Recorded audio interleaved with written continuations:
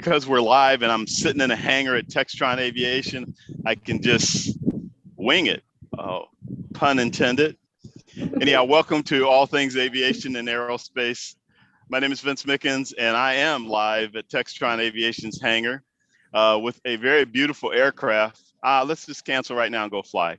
A very beautiful aircraft behind me. And we're running a few minutes late because was on a tour with your president, Ron Draper, who was personally giving a tour to a Tuskegee Airman that everybody kind of knows, Brigadier General Charles E. McGee, who is 101 and a half, as he likes to add in there, old. He's going to be 102 December 7th. And he took a tour of the Textron facilities today. He and I and his daughter, Yvonne McGee, and a few other folks. And we had a good time. We got stopped every so often because somebody wanted to take a selfie with the general. Nobody wanted to take one with me, but they wanted to take one with the general, and or just shake his hand and things like that. So it was kind of cool.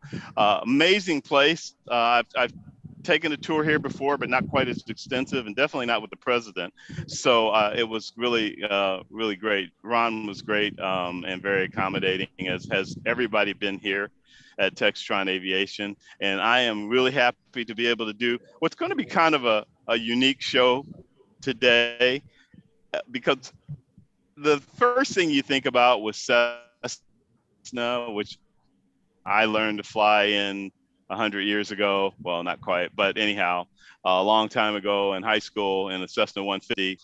And so you look at a company like this, and you automatically think about the aircraft that we all know, those that fly, they know some that don't fly, you can call it the high wing, but the Skyhawk, and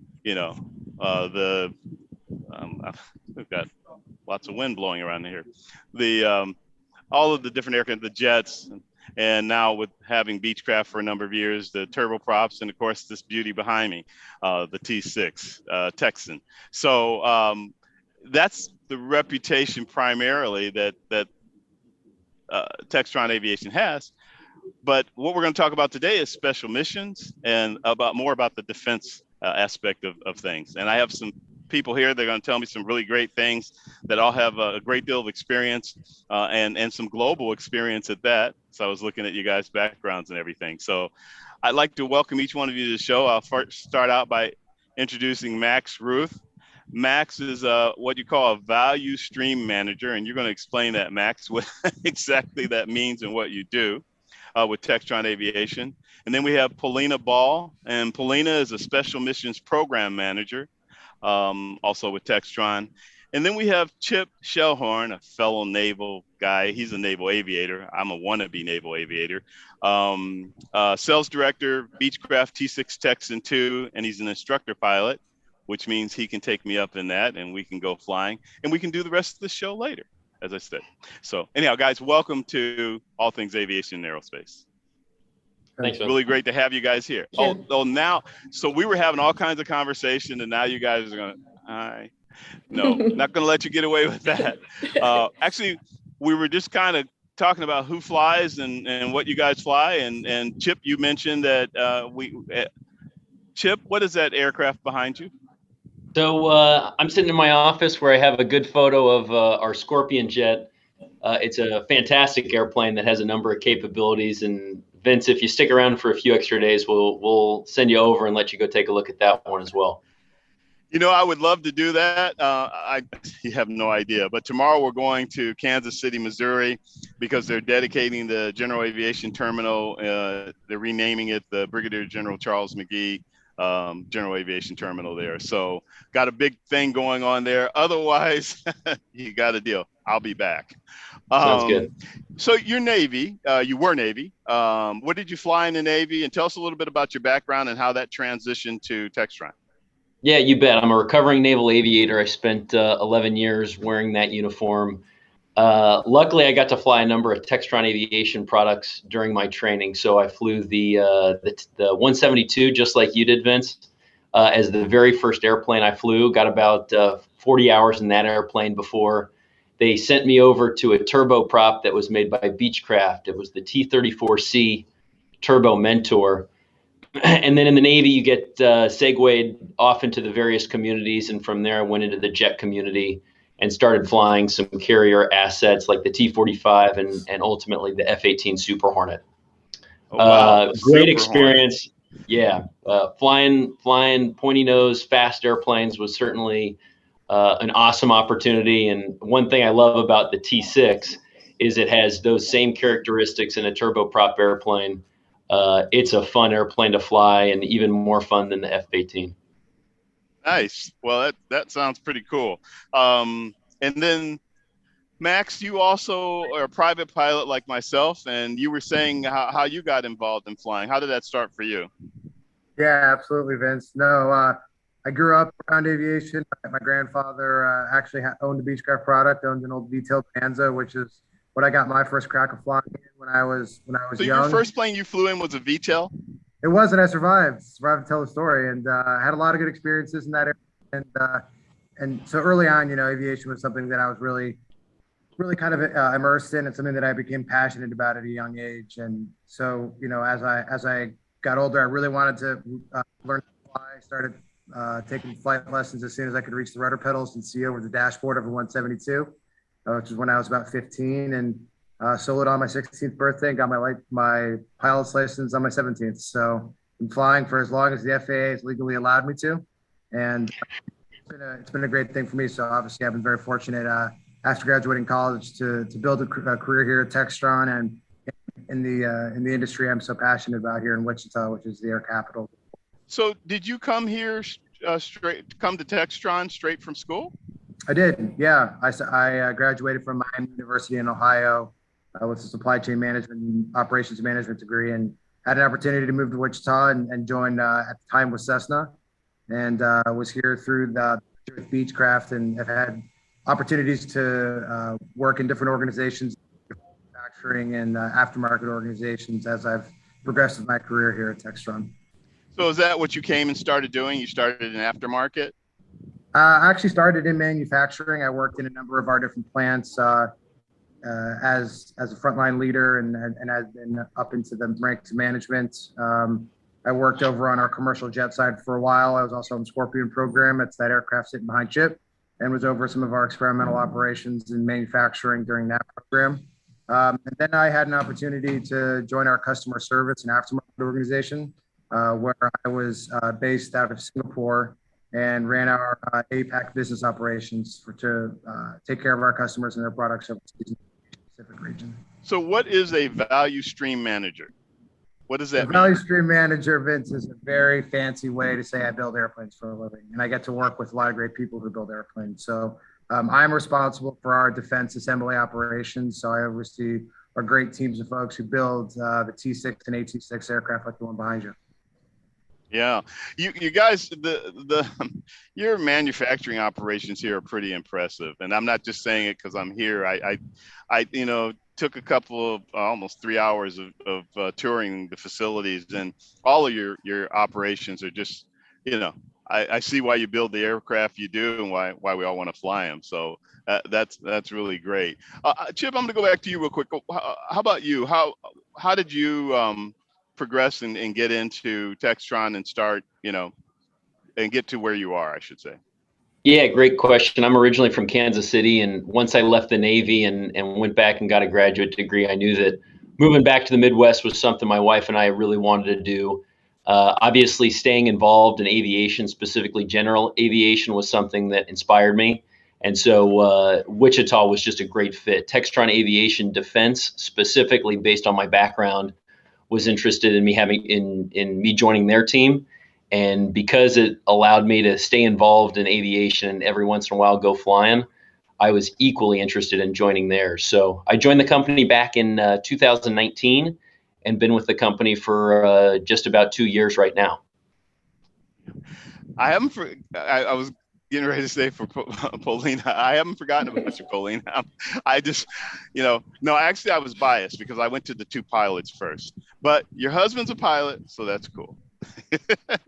Polina, tell us a little bit about you and how you, your influence from your husband being a pilot and you now working at Textron and what you do with special missions, which is really kind of neat. I've learned a lot about it in terms of looking at it. Well, I feel like I don't really fit in this company. You know, I come completely. Oh, come on, you're okay. I'm just giving you a hard time. Yeah, completely non-aviation background. Actually, I grew up in Crimea, Ukraine, which is actually, that piece is considered a disputed territory. It was taken over by Russia back in 2014, but I grew up, it was in Ukraine. And I think the first time I actually flew on a big airplane when I was 15 years old, and that's when I came here to the United States to be an exchange student. My parents were teachers, and my dad, since I probably was 5 or 6 years old, he was teaching me English to kind of get me more opportunities to have that second language to rely on. So as I said, as a 15-year-old, I won the Department of State scholarship to come here as an exchange student. And that was a completely groundbreaking, huge thing for me. It was completely sponsored by US as well. So I had no expenses. They flew me here. They actually provided a stipend, put me in the American family, American high school. So that was a greatest thing ever. While I was here. What were you studying? What did you study? I was a high schooler at the time. Okay. But then I came back as a college student 2 years later, and I ended up in a tiny little Kansas town in Winfield, Kansas. And I actually studied psychology, which is, again, completely non-aviation. I was always interested. That's okay. You know that, right? Yes, absolutely. Yes. Yeah. And I wanted to know how this works. But I quickly realized as a psychology major that if you want to be a psychologist, you have to spend probably 5, 6 extra years of schooling after that. And that's something I really wanted to do. So I got a business minor, and then I followed up with the MBA to kind of put myself in the business world. And as I mentioned, my husband was the one who grew up in aviation. He spent his childhood building airplanes. He flew when he was 16. So just like you, Max. And so he's a real aviator. Yes, Gotcha. absolutely. Yeah. So I caught that aviation bug from him. He kept dragging me to Oshkosh air shows, and I kept hearing how Did you great say dragging you? You mean taking you, right? Well, at the time it was dragging the first couple shows. And then it was actually taken, and I don't think we missed a single air show since 2010, 2011, well, except last year. Yeah, that's how, and I kept hearing, he also used to work at Cessna. He got hired in as an engineer as his first post-college job, and he's been telling me how great it is to work at this company, how many opportunities it has, and I kept applying as long as I remember, even while still in college, trying to get myself somewhere in the door. And being an international student and not having that correct paperwork that Textron prefers, I never really got any internships or anything. But as soon as I got married and as soon as I became a permanent resident, that's when, again, I kept applying job after job. I got an interview as a contract coordinator on the commercial side, and I think I got hired in. You kept applying over and over with Textron. Correct. Yes. Trying to get myself. So you applied multiple times before you finally got the job. Yeah. Got a job. And I got hired in as a contracts coordinator. For persistence. Within a month or so, and that's the rest is history. I worked in commercial contracts for about 1.5 years. I quickly figured out it wasn't really my thing. I wanted that customer contact, and so I kept trying to be more on the customer side. And special missions was very much not known thing for me. I didn't really know what they do. I actually thought we produce and sell T6s. That's how unknown it was, this whole world. And my former boss called me up and said, "Hey, you want to be a proposal manager at special missions?" Which I was like, "Well, heck yes, I do, whatever that is." And you're like, "Sure." What is that exactly? Yeah, pretty much, yes. Moved to special missions 5 years ago, and fell in love with it and been in special missions since. And so I have the operative question for you. All right. What is special missions? Well, Great question. Well, we take the airplanes, the platforms that Cessna and Beechcraft builds, actually all the platforms from the small 172s to our newest Longitude jet, and we modify it to fit the customer's needs. Customers come, the different our aspect of customers that come to us with a specific need or mission, that's what we call it, special missions, that we try to fit the platforms to fit their need. Again, from its various platforms, we modify it with different modifiers. Go ahead. Yeah, I was just going to say, could you give us examples of the missions? Our missions vary from air ambulance to we convert airplanes into like flying air ambulance that support carrying even most critical of patients, to surveillance airplanes. We build structures on airplanes or even drill holes to accommodate the cameras. So it's any mission, any need that you can think of, really, we can probably figure something out and modify the airplane that it fits exactly what you're looking for.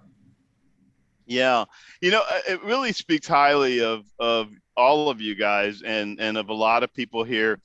I've just been here since this morning, and I've met several employees here, members of the staff, who started with one intent and ended up doing something else. And I think that speaks highly of Textron Aviation, because it means that they're looking for your strength and how to apply that to what they need as a company. And there's nothing better, I'm sure all of you would agree, than finding your niche and then just being able to expand on that and grow in that and all those kind of things. Would you guys all agree with me on that? Yes, absolutely. Absolutely, yes. Yeah. Max, I was going to ask you about the manufacturing side, since that's something you overlook. In terms of manufacturing aircraft for defense, tell us a little bit about what that entails. How big is that operation here, and just give us a better sense of it. Yeah, absolutely, Vince. So on the defense side, we have a standalone manufacturing facility, which you're in right now. You're in our flight hangar. So the building itself is a little over 200,000 square feet, and was originally built in the late 1990s to specifically build the T-6 aircraft to fulfill the JPATS contract for the United States government for their primary trainer, of which they took delivery of hundreds of those airplanes. And so the whole building and all of our team are really specifically trained to build this aircraft. The tooling is very specific, and it's meant traditionally to build in very high rate, low mix, which means we're really good at building a lot of the same airplanes very quickly. And at its peak, that building, when we were delivering aircraft to the government, was producing in excess of 3 airplanes a week. We were leaving the factory, and we had well over 400 employees working on those 24 hours a day. So since moving away from delivering, fulfilling that contract to the U.S. government, right now we've transitioned into more of a higher mix production line, where we are delivering T-6 aircraft to foreign governments all over the world, and all in their own configuration. So we're not moving as fast as we previously were, but we're seeing more change and a more dynamic manufacturing space as we're fulfilling aircraft to different foreign nations in very specific configurations. And then most recently, sorry, go ahead. Go ahead. No, I'm saying most recently, we're really focusing now on ramping up our AT-6 product, which is our attack and weaponized version of the T-6. They're very similar airplanes, but the AT-6 is a very unique and specifically engineered aircraft for its mission, which is light attack, close air support, reconnaissance mostly. Yeah, I didn't mean to interrupt you, but what I was going to just say to all of you is, one of the things that I think is a point that we try to make with our viewers, particularly the younger ones that are either currently in school or maybe recently graduated, is that there are a lot of opportunities that you may not think are there. And for example, in manufacturing, I saw that you guys have robotics now as part of your manufacturing process, et cetera. And so there's just a lot of different areas of expertise that a person can have and work at a place like Textron Aviation and not even realize that, because they think, oh, well, I have to either be, this, or I have to be that in order for me this or that, meaning you know, a mechanic or things like that. And it's amazing that the different things. And then you guys are always doing research and development for improving like the strength of your wings for your aircraft and how you make those and things like that. And are you involved in that process, Max? In the strength testing process? Well, no, in any of in the development portion of it, or is it mainly just overseeing or being involved with the manufacturing itself? You broke up there for Wow. a second, Vince, but I think you were asking about the development of the new aircraft. Oh, that's okay. It's live streaming, and I lost all of you for a second. I'm going to blame it on your Wi-Fi. No, I'm kidding. I was just saying, I was asking if you were involved in the research and development part of it, just more of the operations and the manufacturing portion. Yeah, so that's a great question. So, you know, our company and really Textron, one of Textron Aviation's calling cards and really as an OEM where we stand out in our industry is that we bring aircraft to market faster than arguably anybody, both on our commercial and our special mission side. So I have been in multiple roles where I've been involved with that new product development. And we have a very large, very capable experimental engineering and manufacturing division of our company where we're going to build all of those prototypes and then test fly them and then go through certification efforts with the FAA in the case of the commercial side. Now, after we design and build those prototype airplanes is when we're going to focus on then transitioning them into production, which is when we're going to have our first production aircraft for those roll down the line to then eventually deliver to the customer. So in the defense side, that's where I really come in is, you know, the AT-6 is our new product on this side of the house. And the AT-6 is an incredible aircraft, which is about 85% commonality in its airframe to a T-6, but has a lot of very unique differences and upgrades to make it a warfighting platform.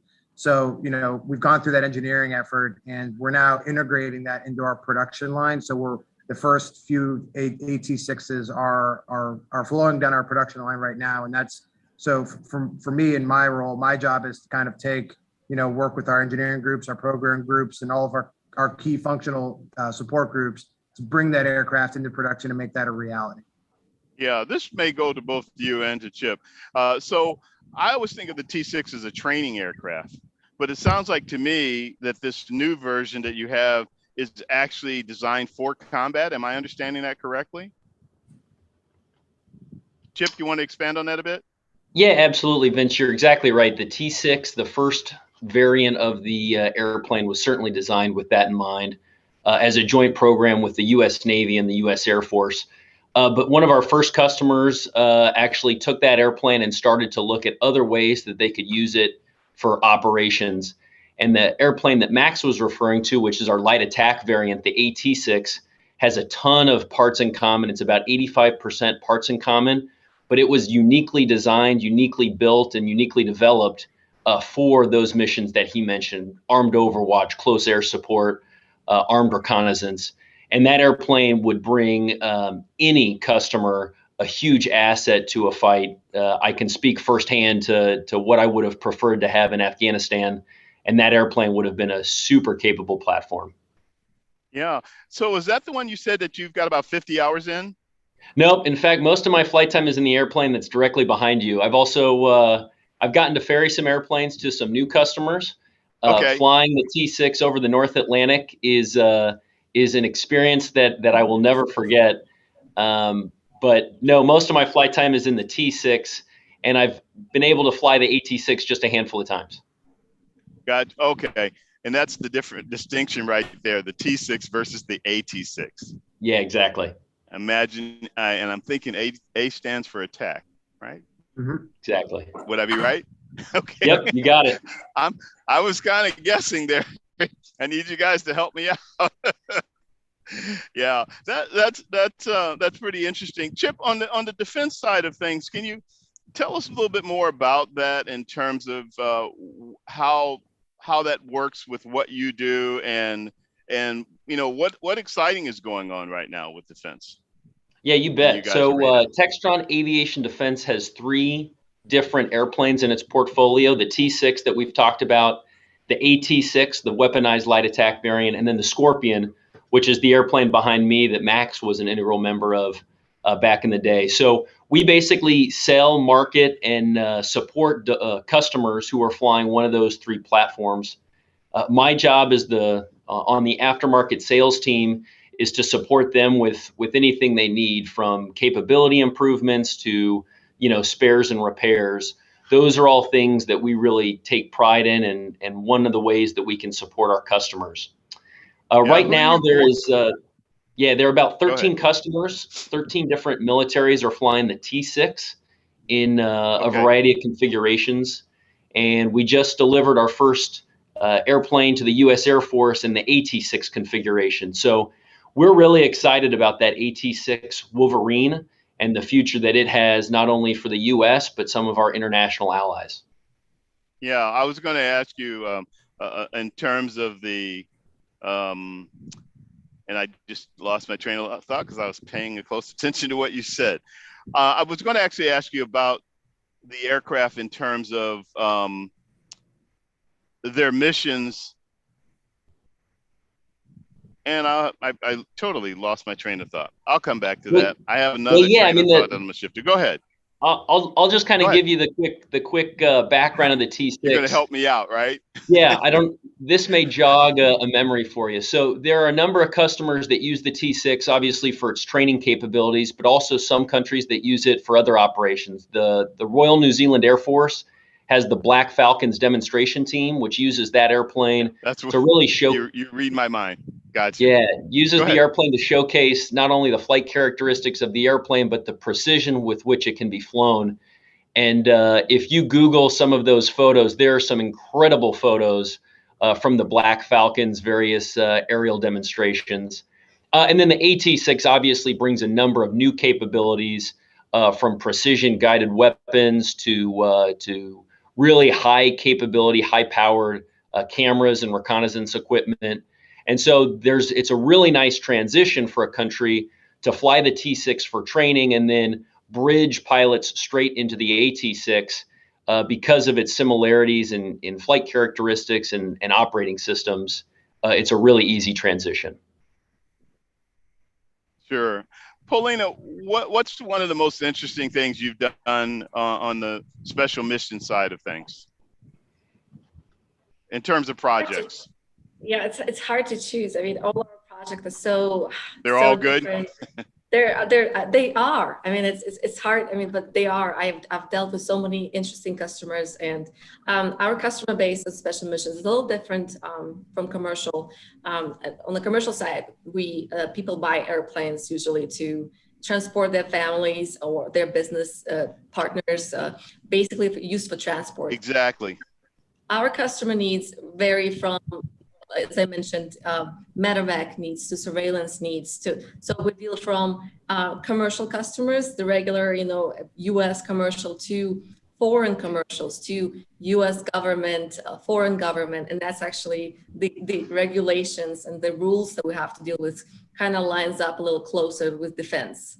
But I mean, we are always, at any given moment, we have 5-6 different programs going on with completely different customer base and different missions, and you get to go and network with and meet foreign customers, modifiers. It's a very fast-paced, very interesting and lots of learning job.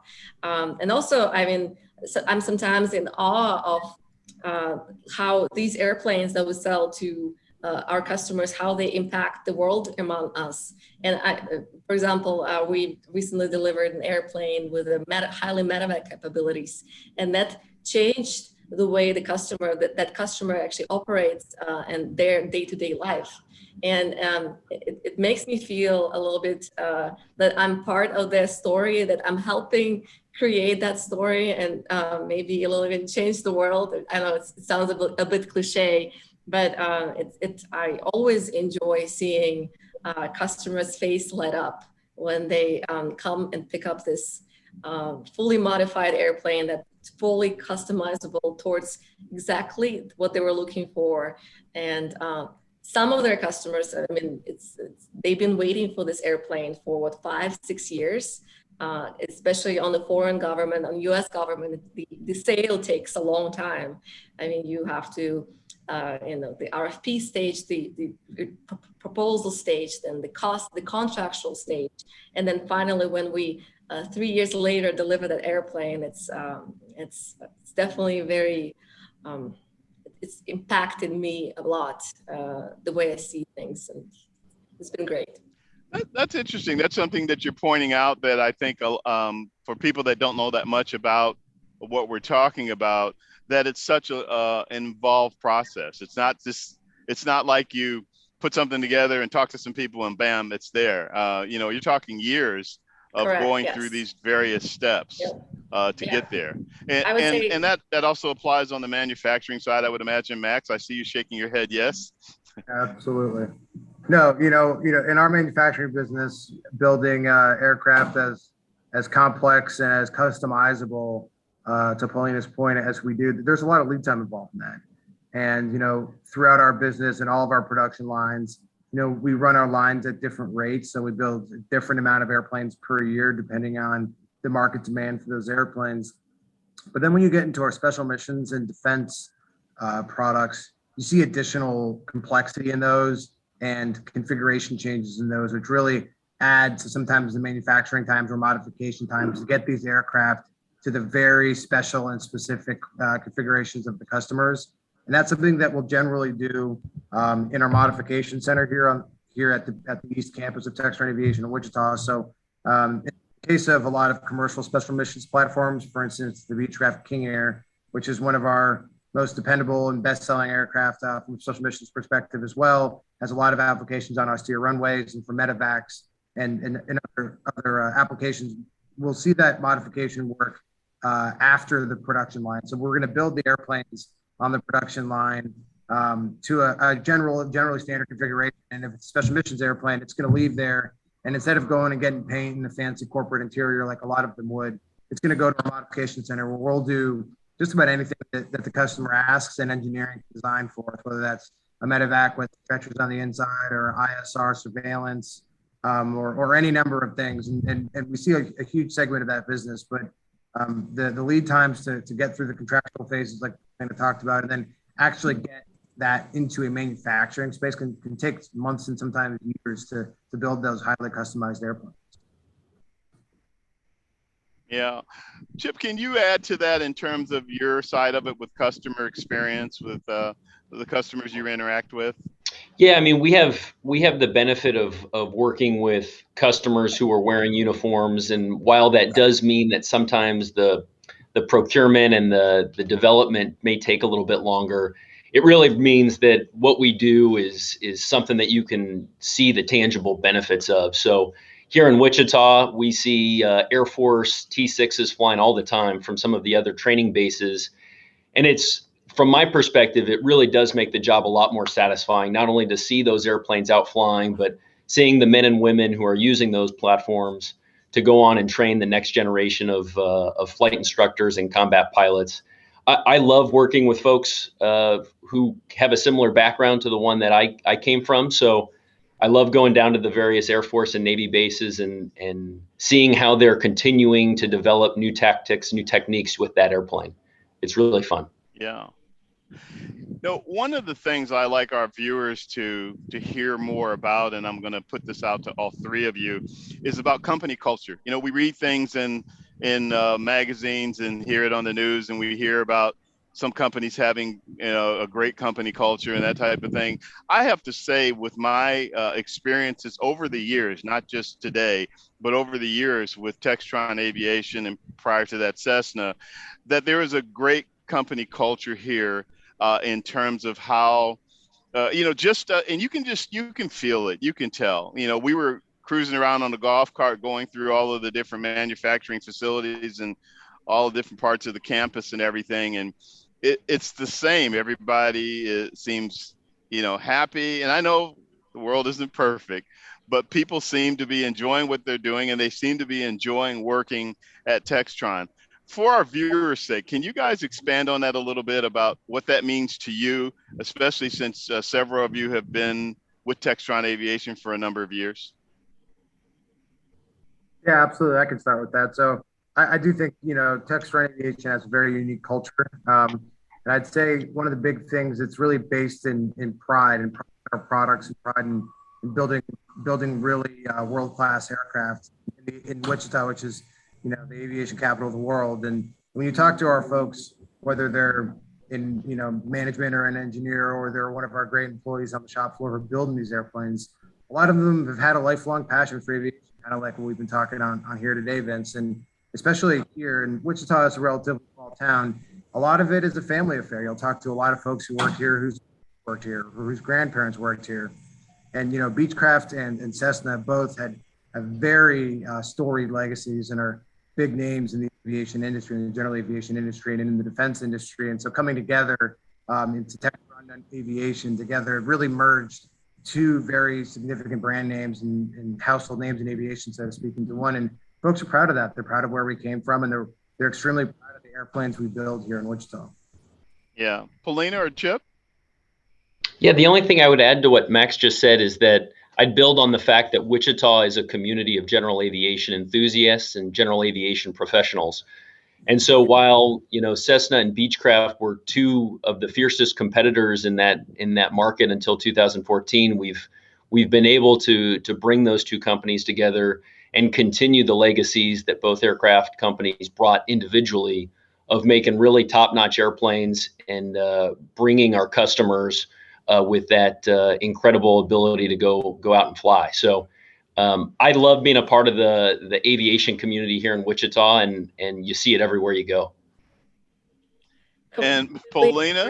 Yes, completely agree with both Max and Chip. And working at Textron been completely life-changing, and I fell in love with aviation, and I do want to become a pilot.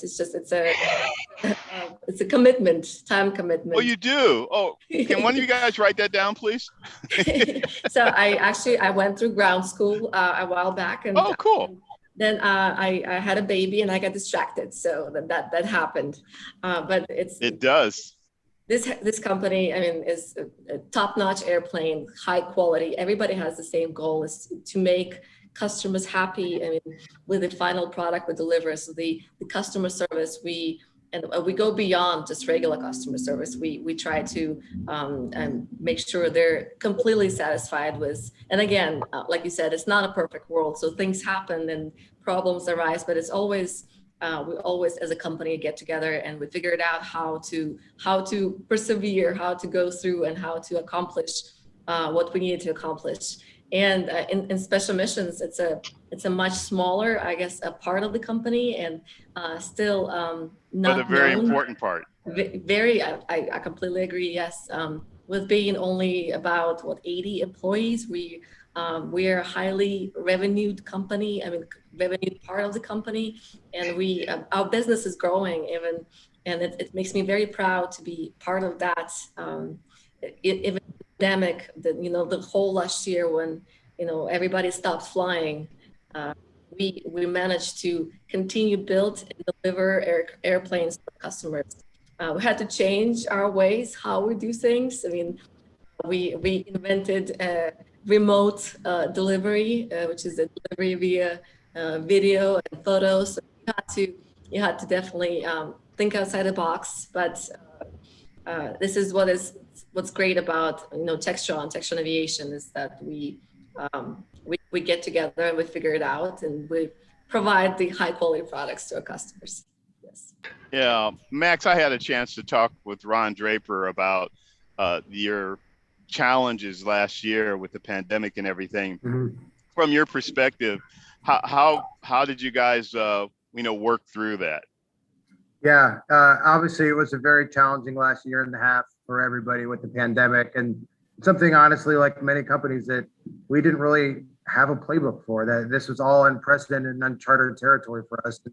And for us, it posed a significant amount of unique challenges, because unlike some employers, or even just some parts of our own company, you can't build an airplane from your home office. So which means that folks had to be coming to work to build these airplanes, and they had to be out on the shop floor and really building these aircraft. While we do use a lot of advanced manufacturing techniques, a lot of robotics, it's still largely built. These are built by hand. These are built with a lot of craftsmanship. So we really relied on our whole manufacturing organization to keep coming to work.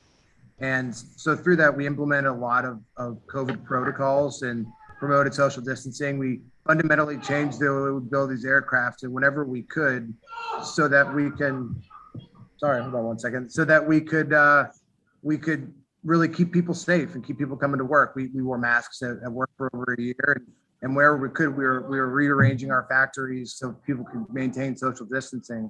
And then, as the vaccine started rolling out, Textron Aviation was in one of the first few phases of essential businesses, and was very proactive about providing vaccines to all employees who wanted to get one at no charge to them. So it was a very tough year. I'd say our company did a great job being very flexible in a very dynamic and challenging environment. We came out on the other side really in great shape and really poised to build aircraft and respond to our customers in a market that now is really accelerating and growing quickly.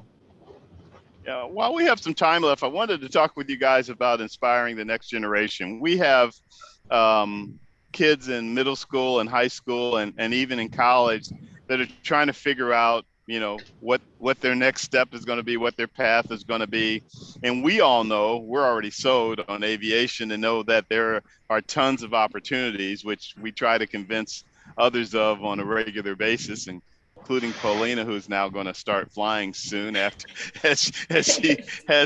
her young one grows up a little bit and she has the time to do that. No, I'm giving you a hard time, Polina, but seriously, I'd just like to hear what kind of advice, or if you were talking to these kids in middle school and high school and again, even in college or even just out of college, what kind of things would you say to them based on the experiences that you guys have had? I'll pass that out to any of you. Vince, I'll go ahead and take the first hack at that. From my perspective, what we do here in Wichita and at Textron Aviation is some of the most interesting and some of the most rigorous work that I've ever been a part of. So whether you're on the shop floor using some of those advanced manufacturing processes that Max was discussing, or whether you're an engineer looking at how we can design aircraft that are more affordable, or in some cases more environmentally friendly, there's just really interesting things that are going on at every different group here at the company, and being a part of something like that to me has been really self-satisfying. The other thing is it's a great career, whether we're talking about some of the folks who are down there actually on making the airplanes, or some of the professional folks that are here in the office with me.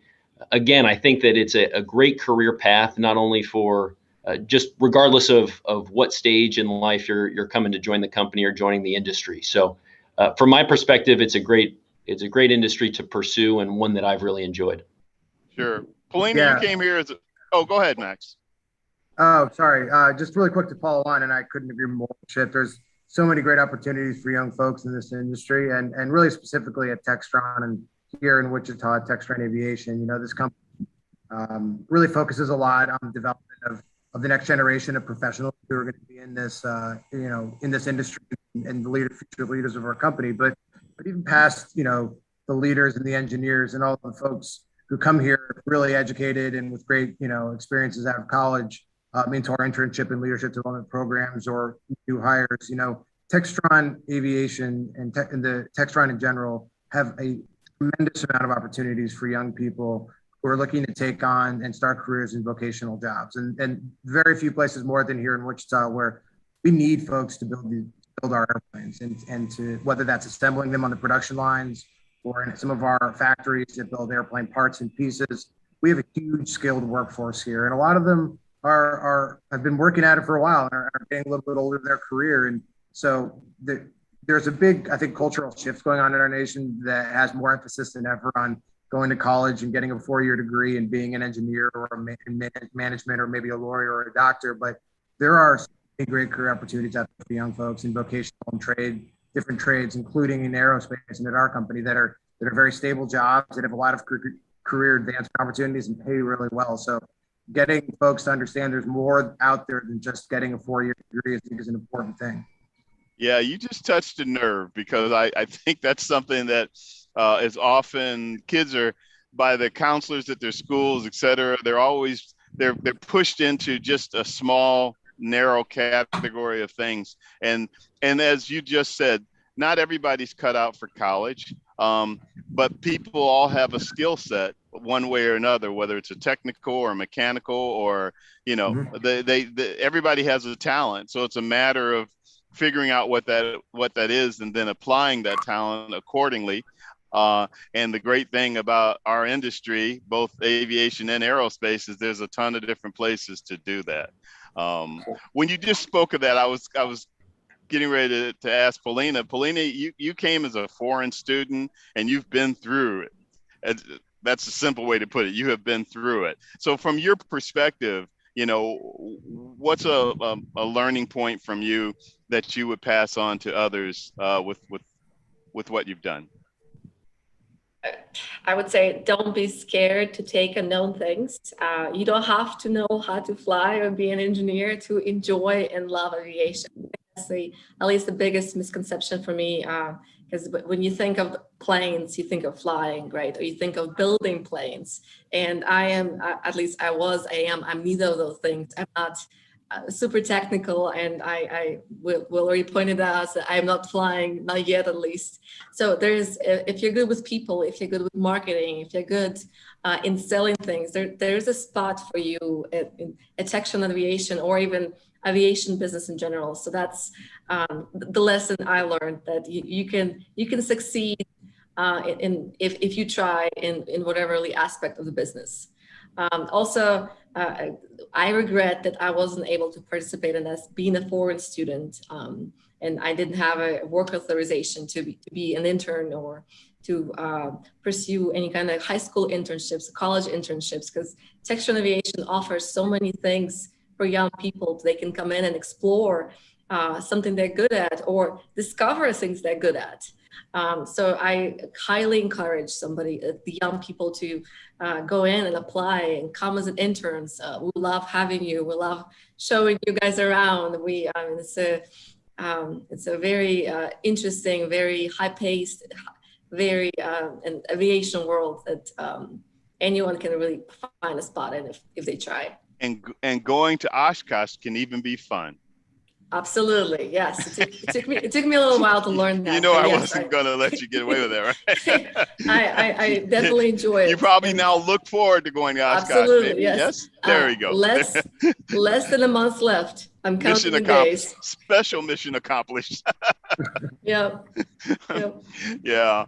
No, I appreciate what you're saying about that in terms of you brought up something that also is key, not only with Textron Aviation, but really with most aviation companies. And that is that they all offer a lot of opportunities in terms of internships and, you know, different types of programs and leadership development programs, et cetera. I know you guys have all of the above. And then there are companies, including Textron Aviation, that you come in and with a degree and start doing something and you want to advance, and Textron picks up the tab for, you know, you advancing your education and things like that. So, and then the key thing that just keeps coming to the forefront is that, yeah, you were a psychology major, but look at you now, you know, and yep. Somebody told me that they were an agriculture, another employee here said she's an agriculture communications major, which first thing I was like, what is that? But then and now she's doing other things here that she's really excited about. But she had no idea at the time that it would go that direction, because she was interested in things that have to do with the environment, et cetera. So whatever your passion and your interest is, you definitely can go there with it, or, you know, here as a great example, or anywhere within the industry. Yeah, I wanted to ask both you, Chip and Max, about this, especially since Polina has so kindly shared, you know, her background in terms of things.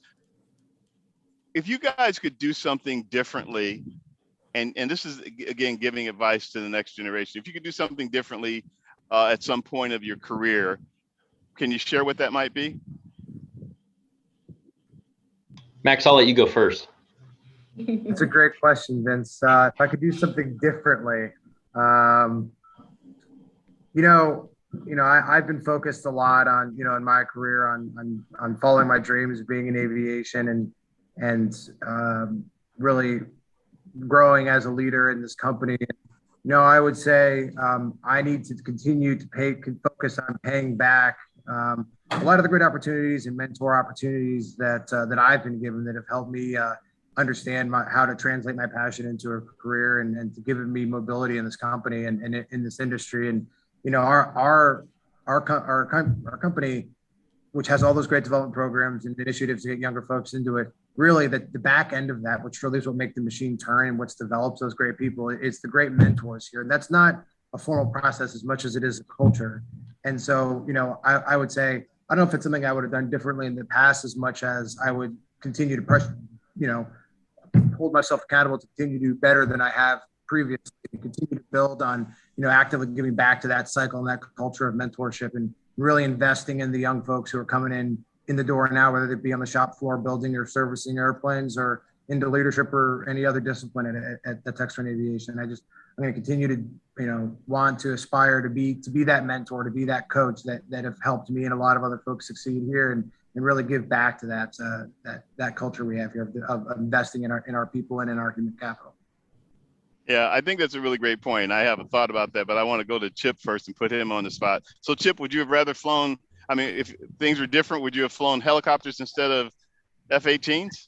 No way. That's an easy question. No, I guess it's a hard question for me. I've really enjoyed everything I've done so far. What Max was describing did resonate with me, that it's our responsibility as leaders not only to develop those people that are working directly for us, but the future folks that are going to be working here. So the high schoolers, the middle schoolers, and Textron Aviation does a good job of that with some formal internship opportunities for high schoolers. But it's always something that we can continue to develop to show kids that what they're studying in school has a real world application, and studying hard and getting to know some of those basics, whether it's in STEM or whether it's in some of those vocational trades, really do have an important application. I would say if I could go back and do something over again, I'd learn to fly at an earlier age. Flight school for me was super stressful, and if I had mastered that skill as a 16-year-old, I think I would have enjoyed it maybe a little bit more. But I've enjoyed the flying opportunities I've had, and I've enjoyed my professional career here for the last 2 years as well. Yeah, Max, did you say you soloed at 16?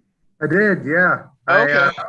I was definitely eager to get going, and actually it was funny, and I grew up on the East Coast, and in New York State and Connecticut. I'm from New York City originally. You can't get your driver's license permit until you're 16 and a half in New York. So, right. And I soloed on my 16th birthday, which was the earliest the FAA legally allows you to. So it was actually a 6-month period where my mom would drive me to the airport, and then I'd go fly an airplane by myself. So I couldn't drive a car. And that was my next question. I was going to ask you, when did you get your driver's license? 20? Yeah. I started driving cars about 6 months after I started flying planes by myself. So obviously a little bit bizarre on that one, but no, I was fortunate to get into it when I was young, and obviously that led me here and it really fueled my passion. But one thing, and one of the many things that Textron Aviation does to really, just continue to show that they're taking care of their employees and really trying to help out. And we've got a fantastic resource here at our company, which is the Textron Aviation Employees Flying Club. And that's actually based out here on the East Campus at Beach Fields, which is our own airport. And it's a Part 141 flight school where any employee or family member of an immediate family member of an employee of our company can learn how to fly at a really affordable rate. We have a whole fleet of brand new airplanes that are all our own products, obviously, ranging from Cessna 172s all the way up to Beechcraft Bonanzas, and they're all immaculate airplanes that the company heavily subsidizes. So, our employees have access to top-notch flight training if they want to learn how to fly. And these great aircraft, which they can use and rent and fly all over the United States, really, if they wanted to. And so I'm, myself and all the other, pilot employees of this company are really well taken care of. So, Polina, you've got no excuse to go get that license. I really don't do it. Thank you for tossing that to her, because I was going to say to her that I'll make a wager that her son or daughter.